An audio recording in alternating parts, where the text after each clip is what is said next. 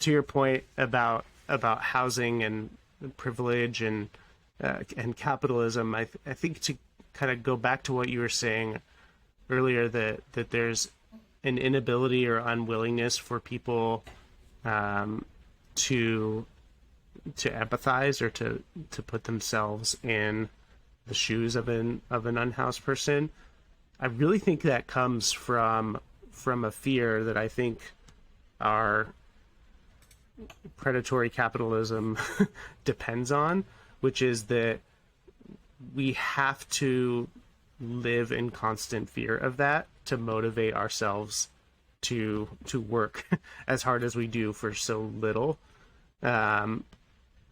Because if we can start to imagine ourselves happening to that, even though 95% of us are much more likely to end up living on the streets than we are to be a billionaire, right? We have, our system demands that we always look at ourselves as heading toward that. Yeah. And if we take that second to look back, and it opens up a floodgate of fear and realization that I don't think we're prepared to have. Yeah, no, I agree with that 100,000%. And I think that part of that fear, part of that fear is if people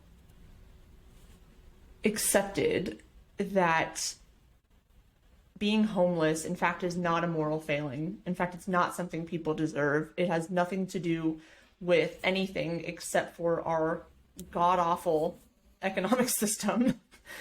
They would realize, actually, that can happen to me quite easily, you were just saying. Mm-hmm. But if they say that's a moral failing, that's a character flaw, that person deserved it for X, Y, or Z reason, or they want that, then they can remove themselves from that possibility, and it's like a nice way to help you sleep at night.